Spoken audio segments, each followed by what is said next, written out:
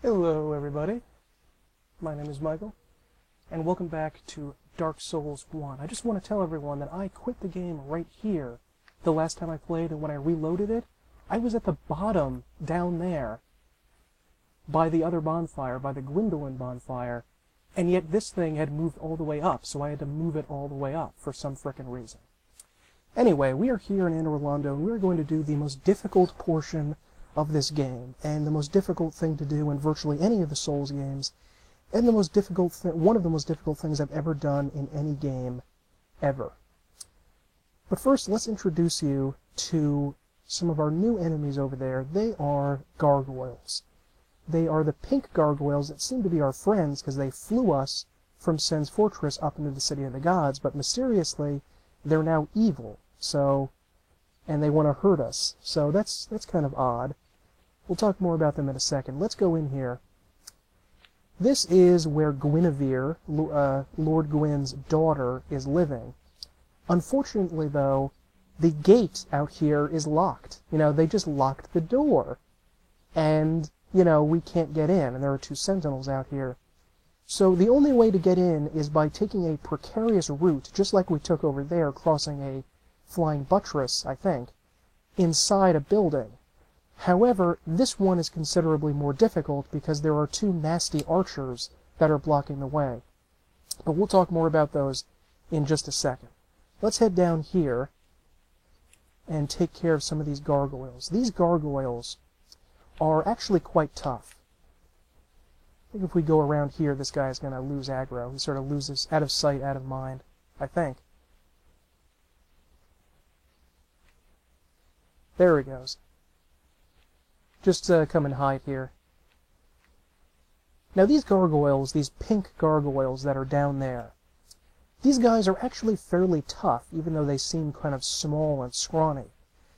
They have a very powerful spear that Shiva of the East actually sells, I think just called the Demon's Spear, and it has a part physical, part lightning attack, which makes most of our shields lose a significant amount of resistance against them. This is not... We can't just sit here and have them bang away on our shield, because they have lightning damage which passes right through it. So, and they can actually sort of hop into the air a little bit and fly for a bit, and jump down on you, which is kind of hard to block, and they're actually fairly challenging, especially if you're doing this part over and over and over again, and are getting frustrated. Now this one right over here, we can make fall to his death. The only way to do that is by striking him with an arrow in the leg or the arm or the wing, not in the head. If you get a headshot, it's not going to work. If you shoot him in the leg, though, he will try to go into an animation, a little attack, and just fall backwards and die. This one over here will not do that. He is fairly tough. Do not ask me why a flying creature can, fall to its death. I don't know. It also has a ranged attack there, so just be wary of that. I think we might have accidentally aggroed the guy to our left. I hope he does not come up too, because two of these guys at once is not difficult, is not easy. Come on over here, honey. Come on, sweetie, let's go. Come on. I have switched out the Darkwood Grain Ring just to show you that you can do this section without it. It makes it much, much easier if you have the Darkwood Grain Ring in. And this guy sometimes can be knocked off too. But sometimes, yeah.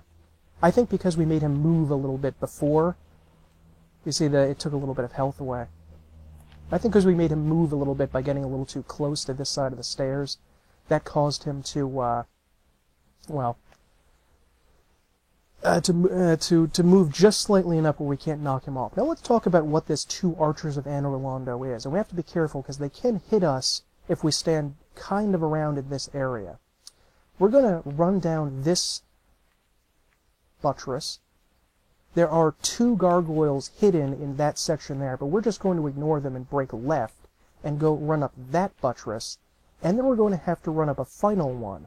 And as we're running up the final one, there will be two silver knights, which look very similar to the black knights that we've fought several times before, except obviously their armor is silver, the original silver, not the charred black color the other knights have. And these Silver Knights have a unique weapon called a great bow. There is no equivalent to this bow in reality that I'm aware of. Maybe you can say a Gastrophides, this sort of belly bow that was kind of like a handheld ballista. It was more of a siege weapon that the ancient Greeks used, was a little bit like it. But this essentially looks like a longbow like this, except it's gigantic, and shoots not an arrow, but a harpoon, essentially, at you. A gigantic, hefty spear that will jam you right in the chest and almost guaranteed cause you to fall down because of it.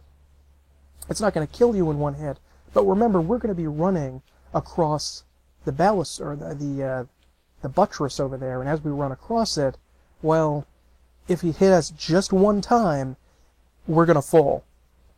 So, because there's one on the right side and on the left side of us, we can't just go and take care of one, because the other one is going to hit us. So what we have to do is run up there, go to the right immediately, spam one of the guys with great combustion, and then hopefully just hope we don't get hit, all the while rolling whenever we hear the one immediately behind us trying to attack.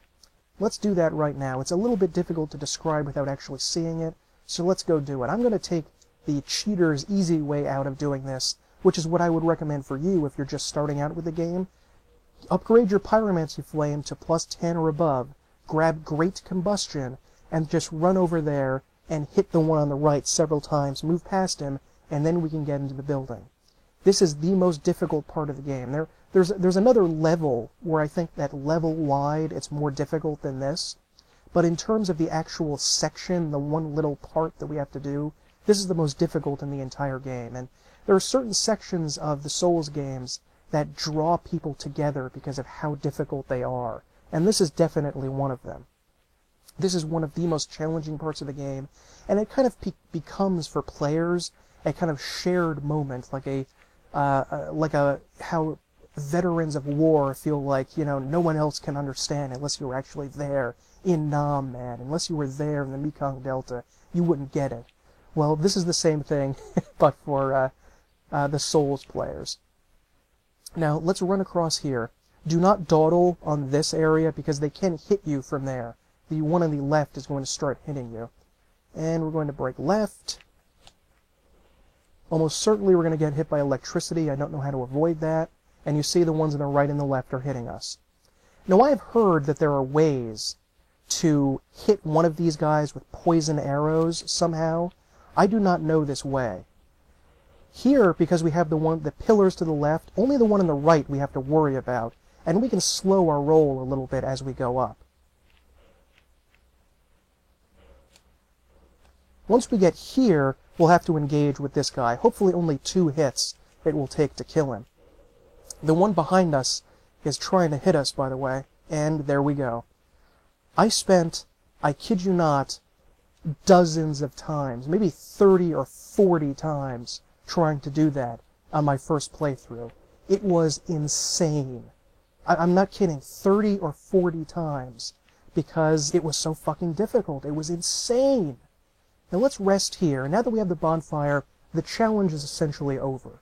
Now, if you don't want to take the cheater's way out, and you want to do it the old-fashioned way, what you have to do is essentially find some way to hit that guy and kill him. You can kind of knock him off, but that's really dependent on whether he plays along and, fucks up and falls. That's not a guarantee you're going to be able to do that every time. You can also try some other methods, like I said, poisoning him from a distance, which I haven't been able to do, although I have seen YouTube videos where people were able to hit him with poison arrows, which you can buy from the female undead merchant. So maybe it's possible that way, I don't know. You can also run up there, and essentially what the best way to do it without magic is to parry him. Although parrying him is a little tricky, especially on your first time through, because, this is your first time facing this enemy in the game, and he uses a lighter sword, not the Black Knight weapons. He uses a Silver Knight sword, which is considerably trickier because it's a little faster. And you can be knocked off in any number of ways there, and if you don't do it exactly like I showed you, this becomes a very, very, very challenging fight. And, you know, you're just going to have to do it again and again and again. I should also point out that if you go left and try to kill that one, which is even more difficult, because he's sort of standing on the edge of the, he's sort of standing on one of the buttresses, which makes that a little bit difficult. And, you know, especially the other guy is trying to hit you, and he can hit you while you're fighting him. If you kill that guy, they do have a Soul of a Hero that you can grab as a reward on that buttress that he's on. However, that's only 10,000 souls. You can easily grind that out in this area or the next area. It's not a huge issue. So that whole area can be very, very challenging. If you can knock him down, pancake him with a big heavy strength weapon, that would be ideal. But then you'd still have to stand there and wait for him to get back up, because you can't really move past him. You have to kill him before moving on. The area is just incredibly difficult. Don't be upset if it takes you, you know, a dozen or more tries. You know, it took me a lot more than that. But now I've more or less got it down. You may have noticed that Solaire is here for the first time in a while, so let's chat with him. Oh, there you are. You've been quiet these days. Smooth summoning out there.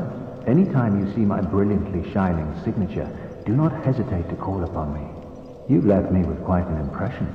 I would relish a chance to assist you. You really are fond of chatting with me, aren't you? If I didn't know better, I'd think you had feelings for me. Oh no, dear me, pretend you didn't hear that.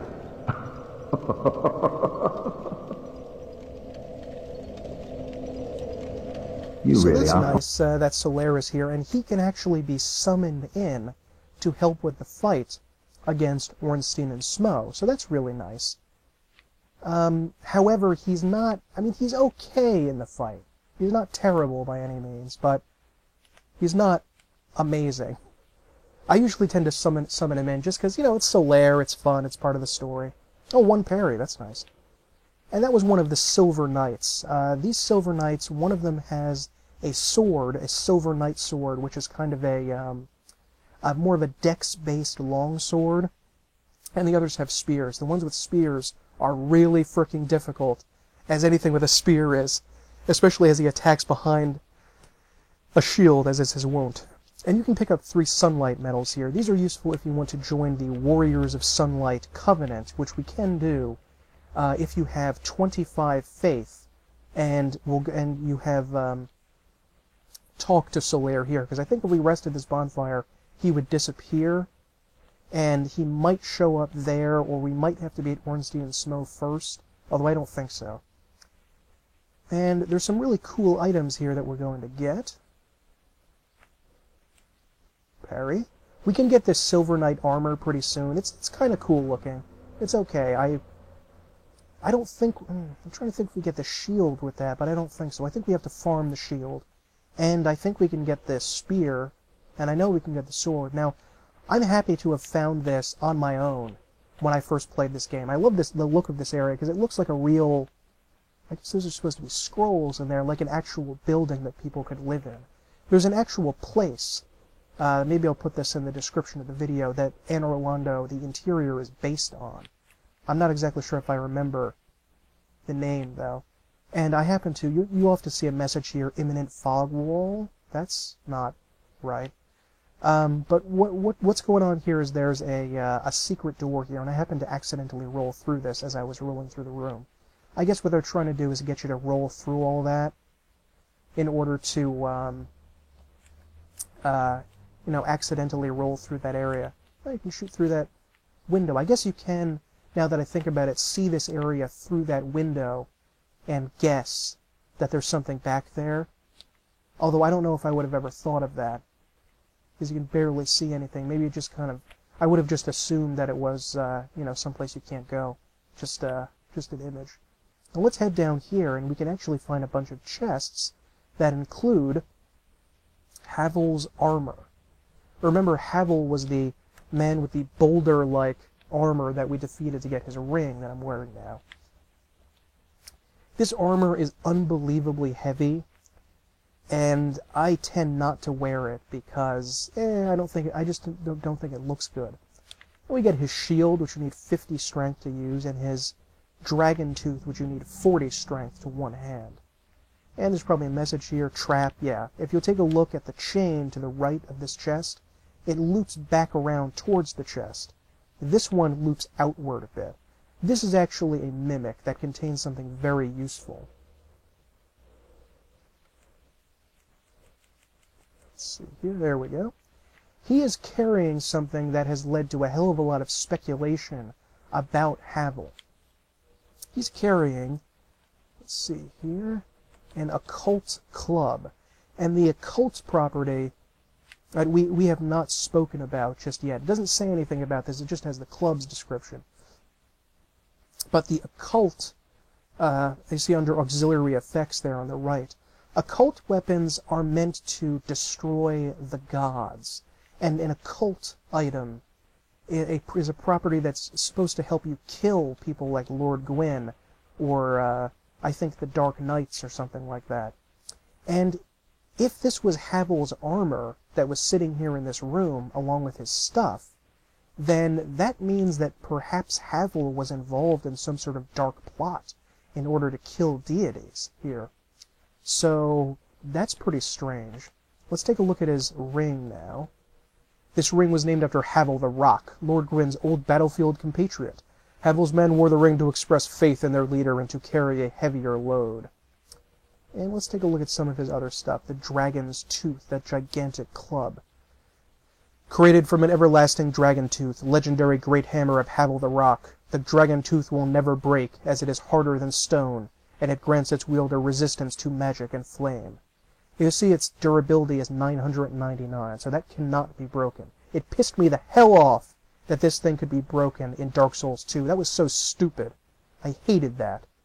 And this thing has an extraordinary amount of damage that you can do. You also need dragon scales in order to upgrade it, and those are a little rare. Let's take a look at his armor. See if it says anything. It probably doesn't say anything different for different armor. Helm worn by Havel the Rock's warriors, carved from solid rock, its tremendous weight is matched only by the defense it provides. Havel's warriors never flinched nor retreated from battle. Those unfortunate enough to face them were inevitably beaten to a pulp. And so Havel had a number of knights and other warriors that worked with him. It wasn't just him alone. So that guy that we killed down in the Darkroot Basin, that may not have been Havel, which is one of his knights. But, you know, who knows? Maybe it was him, maybe it wasn't. I just call him Havel because I like to imagine that he's here somewhere in the game. Apparently he was involved in some sort of freaky plot, though, to harm Lord Gwyn, which is a little bit strange exactly what he was doing there. We'll learn more about the occult property in a couple episodes from now when we do the Painted World of Ariamis. Now this is towards a shortcut to the boss, but it's locked right now. So we gotta go around the other way, and perhaps if we get lucky and did things right, we'll be able to meet someone along the way. But before we do that, we have to take care of some business over here, because there are 2 more mimics up here. Just clear the battlefield area. You don't want to be backing up in a fight and back up into that. You worry of mimicry, yeah. Let's see if we can kill with 3 great combustions. No, we cannot. We need a 4th. Okay. And these guys contain... Is it gold? Yes, it is a gold coin. Coin made of gold with Allfather Lloyd and his white halo shown on its face. Even coins of great value in the world of men have little value in the Lordran, where the accepted currency is souls. Those who dream of returning to the outside world are fond of carrying these around. So maybe there is an outside world where everything is ticking along tickety-boo, fine, and there's no undead, or the world hasn't collapsed like it has here in Lordran, and people still use coins, but I don't think so. I think everything has sort of been destroyed. And this one over here contains some silver ones.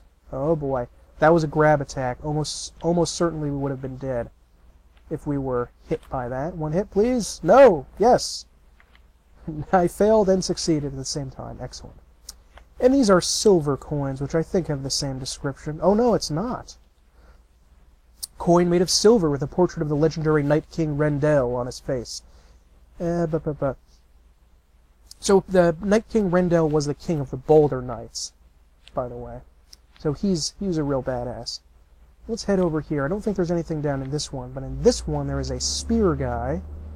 And to our right, which we'll get in just a second, there is a, yes, twice with the spear parries. If he just pokes with that spear, by the way, parrying that is exceedingly difficult, but he's doing this elaborate kind of smack with it, so that's pretty simple. We get a soul of a hero, which will give us 10,000 souls. It's very useful. And down there, can you see him? Yeah, it's a Titanite demon.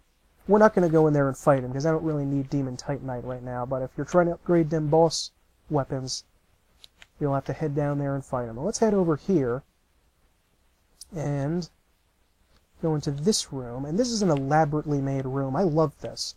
This room does not look like it is from the Middle Ages.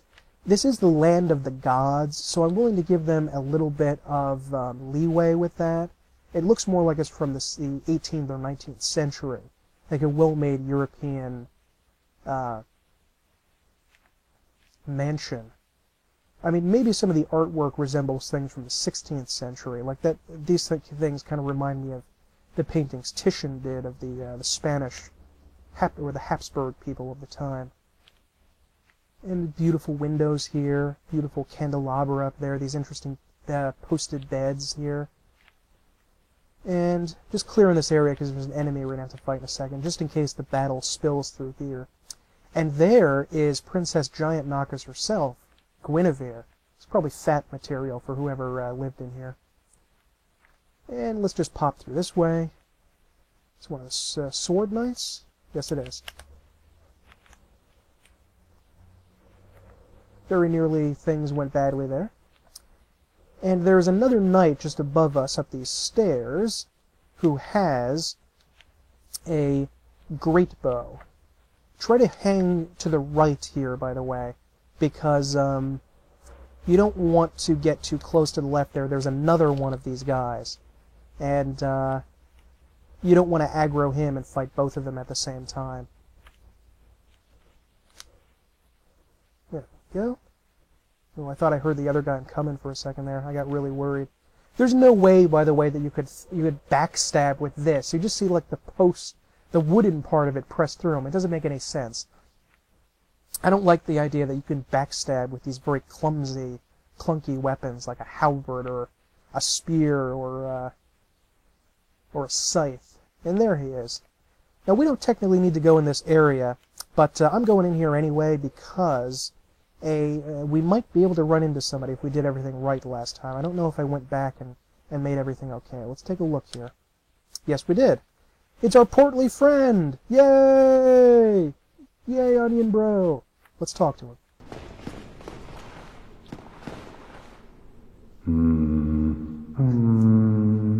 Whatever can be done. Ah, you again. Let me guess. Were you repelled by the Silver Knights? Oh, don't be ashamed. 'Tis the fate of vanguards like you and I. I'll think of something. We can overcome this together. This is quite a fix. We'll need another 3, no, maybe 5 bodies. Quite a fix indeed. So what he's talking about is in this room there are, I believe, 3 Silver Knights, 2 that we can see and 1 immediately to our right waiting to jump us. Don't just run into the room, lure them out and kill them one at a time. They'll just run past Sigmire here, and what you can do is get this guy to follow you up these stairs, and you can fight him in a more appropriate area up top where it's a lot easier to do battle. Up in this area. Where are you? Come on. Come on. Come on. There he is. I'm gonna lead these guys by the nose.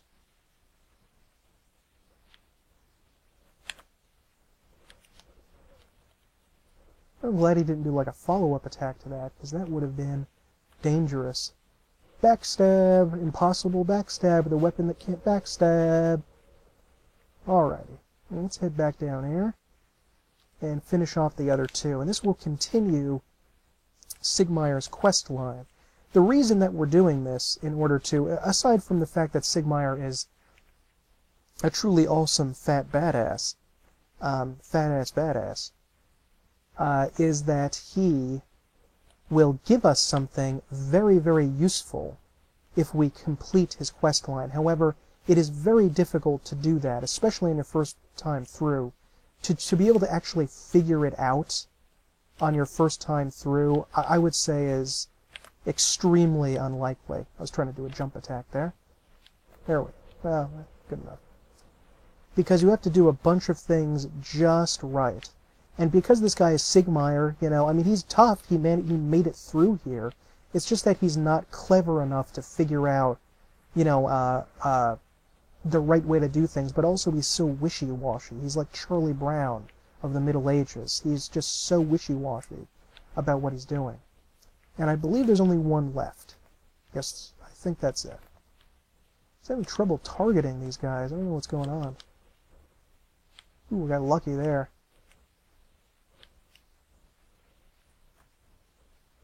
Death? Yes. And in this place is more Demon Titanite. It seems kind of creepy that there's a significant amount of Demon Titanite in this area.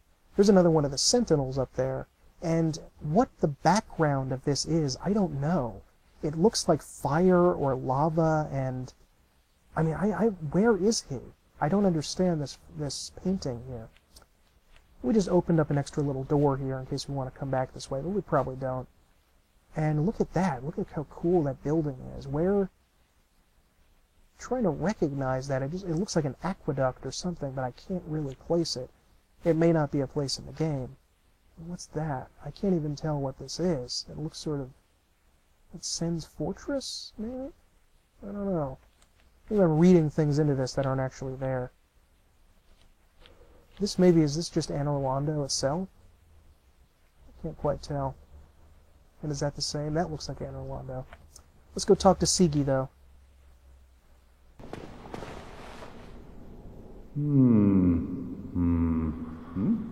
Oh ho! What's on your mind, friend? Wait.